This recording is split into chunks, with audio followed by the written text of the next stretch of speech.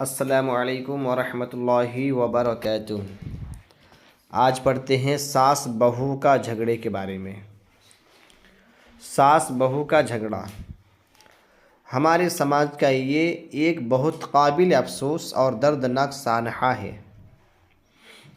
کہ تقریباً ہر گھر میں صدیوں سے ساس بہو کی لڑائی کا معرکہ جاری ہے۔ دنیا کی بڑی سے بڑی لڑائیوں یہاں تک کہ عالمی جنگوں کا خاتمہ ہو گیا، مگر ساس بہو کی جنگ عظیم یہ ایک ایسی منحوس لڑائی ہے کہ تقریباً ہر گھر اس لڑائی کا میدان جنگ بنا ہوا ہے۔ یہ بات صحیح ہے، بہت ہی کم گھر ہے جہاں پر ساس بہو کے جھگڑا نہیں ہے، شاید ہی 100 میں 1-2 باقی رہے گا، نہیں تو زیادہ تر گھر یہی ہے کہ ساس بہو کی لڑائی کا جنگ بنا ہوا ہے۔ کس قدر تعجب اور حیرت کی بات ہے کہ ماں کتنے لاڈ پیار سے اپنے بیٹوں کو پالتی ہے، اور جب لڑکے جوان ہو جاتے ہیں تو لڑکوں کی ماں اپنے بیٹوں کی شادی اور ان کا صحرا دیکھنے کے لیے سب سے زیادہ بے چین اور بے قرار رہتی ہے، اور گھر گھر کا چکر لگا کر اپنے بیٹے کی دلہن تلاش کرتی پھرتی ہے۔ جب بیٹے جوان ہو جاتے ہیں تو ماں باپ کا یہ سپنا، یہ خواب ہوتا ہے کہ میرا بیٹا کو صحرے کی حالت میں کب دیکھوں۔ صحرے کی حالت میں دیکھنے کی وجہ سے ماں باپ بے چین ہو جاتے ہیں، اور پھر گھر گھر جا کر لڑکی تلاش کرتی پھرتی ہے، یہاں تک کہ بڑے پیار اور چاہ سے بیٹے کی شادی رچاتی ہے، اور اپنے بیٹے کی شادی کا صحرا دیکھ کر خوشی سے پھولے نہیں سماتی، مگر جب غریب دلہن اپنا میکہ چھوڑ کر اور اپنے ماں باپ، بھائی بہن اور رشتہ ناتا والوں سے جدا ہو کر اپنے سسرال میں قدم رکھتی ہے تو ایک دم ساس بہو کی حریف یعنی دشمن بن کر اپنی بہو سے لڑنے لگتی ہے،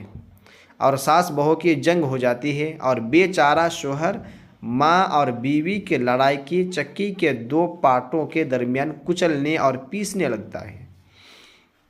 یہ بات صحیح ہے کہ جب شادی کرا کے لاتے ہیں بڑے ہی لاڈ اور پیار سے دلہن دے کر شادی کرا کے گھر پر لاتے ہیں، لیکن جب بہو گھر پر پہنچتی ہے، دلہن گھر پر پہنچتی ہے، تو پھر کیا ہے کہ وہ رشتہ ناتا، بھائی بہن سارے لوگوں کو چھوڑ کر آتی ہے، اور اگر کوئی بائی مسٹیک اگر کوئی کام ہو گیا تو پھر ساس دشمن بن کر، مصیبت بن کر بہو کے پیچھے پڑ جاتی ہے، اور ساس بہو کے اندر دونوں میں کیا ہے، جنگ شروع یعنی لڑائی شروع ہو جاتی ہے، اور اس میں شوہر یعنی بیچارہ لڑکے وہ کیا کرتے پھر دونوں کی چکی میں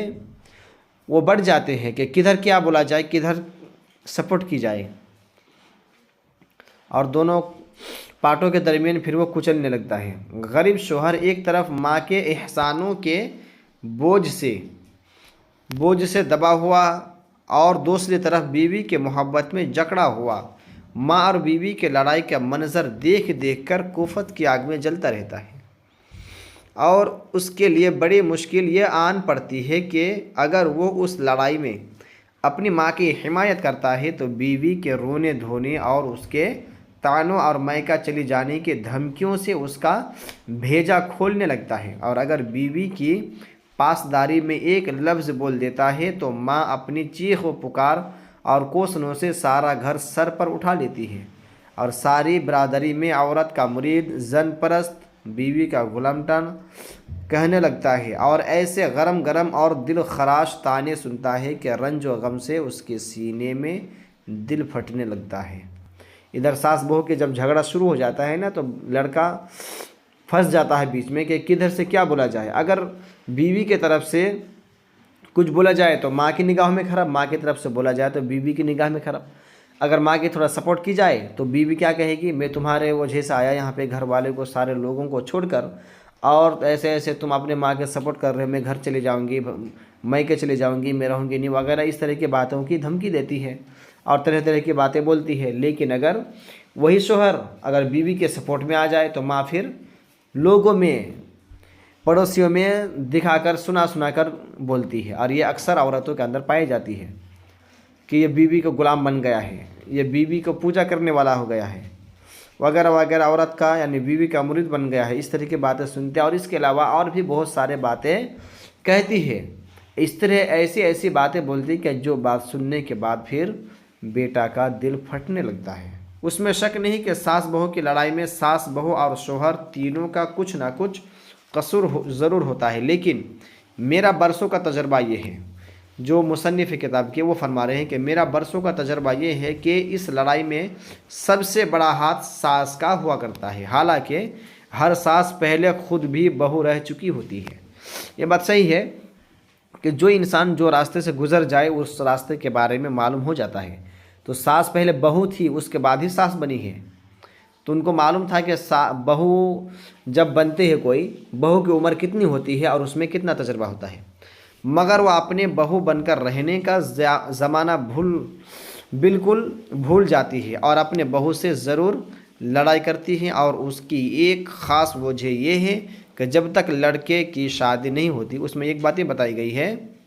कि सास जो बहू की उम्र है ना, वो उम्र भूल जाती है, ज़माना भूल जाती है वो, कि हाँ मैं भी बहू थी तब मेरे साथ क्या होता था, मुझे कितना तजर्बा था और इस उम्र में कितना तजर्बा हुआ करता है, ये सब बातें भूल जाती है। अब दूसरी वजह क्या है कि जब तक लड़के की शादी नहीं होती 100% बेटे का ताल्लुक़ माँ ही से हुआ करता है। बेटा अपनी सारा कमाई और जो सामान भी लाता है वो अपनी माँ ही के हाथ में देता है और हर चीज़ माँ ही से तलब करके इस्तेमाल करता है और दिन रात सैकड़ों मरतबा अम्मा अम्मा कहकर बात बात में माँ को पुकारता है। उससे माँ का कलेजा खुशी से फूलकर सिर भर का हो जाया करता है और माँ उस ख्याल में मगन रहती है कि मैं घर की मालकिन हूँ और मेरा बेटा मेरा फर्मा बरदार है। लेकिन शादी के बाद बेटे की मोहब्बत बीवी की तरफ रुख कर लेती है और बेटा कुछ ना कुछ अपनी बीवी को देने और कुछ ना कुछ उससे मांग कर लेने लगता है। तो माँ को फितरी तौर पर बड़ा झटका लगता है कि मेरा बेटा, कि मैंने उसको पाल पोस कर बड़ा किया, अब ये मुझको नज़रअंदाज करके अपनी बीवी के कब्ज़े में चला गया। अब अम्मा अम्मा पुकारने के बजाय बेगम बेगम पुकारा करता है। पहले अपने कमाई मुझे देता था, अब बीवी के हाथ से चीज़ लिया दिया करता है। अब घर की मालिकिन मैं नहीं रही। उस ख्याल से माँ पर एक झिलाहट सवार हो जाती है और वो बहू को जज्बा हसद में अपने हरीफ यानी दुश्मन और मद्द मुकाबिल बनाकर उससे लड़ाई झगड़ा करने लगती है और बहू में तरह तरह की ऐब निकालने लगती हैं और किस्म किस्म के ताने और कोसने देना शुरू कर देती है। बहू शुरू में तो ये ख्याल करके कि मेरे शोहर की माँ है, कुछ दिनों तक चुप रहती है, मगर जब सास हद से ज़्यादा बहू के हलक में उंगली डालने लगती है तो बहू को भी पहले तो नफ़रत की मतनी आने लगती है, फिर वो भी एकदम सीना तान कर सास के आगे तानों और कोसनों की कै करने लगती है और फिर मामला बढ़ते बढ़ते दोनों तरफ से तरकी ब तरकी सवाल और जवाब का तबादला होने लगता है, यहाँ तक कि गालियों की बमबारी शुरू हो जाती है। फिर बढ़ते बढ़ते इस जंग के शोले सास और बहू के ख़ानदानों को भी अपनी लपेट में ले लेते हैं और दोनों ख़ानदानों में भी जंग अज़ीम शुरू हो जाती है। ठीक है, तो इस तरह की बातें हैं। जब दोनों की लड़ाई होती है सास बहू की, तो इसमें बेचारा शोहर बीच में फंस जाता है। लड़ाई की वजह क्या है? एक तो यह है कि जब तक बेटे की शादी नहीं हुई थी तब हर मामले में माँ को पुकारा करता था, दिन में सैकड़ों बार अम्मी अम्मी बुलाता था। लेकिन शादी हो जाने के बाद अब कुछ चीज़ें बीवी को भी देना पड़ता है, कुछ सामान बीवी से लेन देन करना पड़ता है, कुछ बातें उन्हीं से भी लेना पड़ता, कहना पड़ता, सुनना पड़ता है। पहले हमेशा कहीं से भी आता था तो माँ के पास बैठता था, लेकिन अब शादी हो गई तो अब बीवी की भी खबर लेनी है। पहले ये एक थे, अभी दोनों की खबर लेनी है, माँ की भी और बीवी की। मर्द ऐसे इसमें फंस जाते हैं कि ना ही माँ को छोड़ सकता है और ना ही बीवी को छोड़ सकता है, दोनों को नहीं छोड़ सकता, दोनों को लेके चलना पड़ेगा, निभाना पड़ेगा। लेकिन जब बेटा अब माँ पुकारना कम कर देता है और हर मामले में बेगम बेगम पुकारती है तो माँ के फिर दिल में चोट लगती है और वो चोट की वजह से फिर बहू को हसद की नज़र से देखने लगती कि यही है जिसके वजह से मेरा बेटा मुझसे दूर हो गया और उसके करीब चला गया।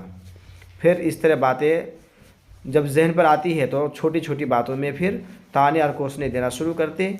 और पहले तो बीवी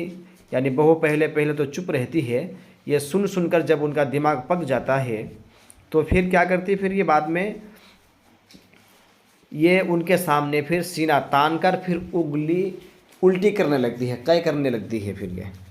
یعنی سن کر یہ پہلے بور ہو جاتی ہے کہ میری ساس ایسے ایسے باتیں بولی ہے، اب سن کے کہیں کہیں پہ ایسا بھی ہوتا ہے کہ ساس کا سن کے بہو بھی سیکھ جاتی ہے، اور سیکھنے کے بعد پھر دونوں طرف سے، اب پہلے تو ساس بولتی تھی اب بہو بھی بولتی ہے، دونوں طرف سے ایسے گالی گلوچ اور ایسی باتیں ہوتی ہے کہ جس کی وجہ سے لڑائی بڑھتے بڑھتے صرف یہ لڑائی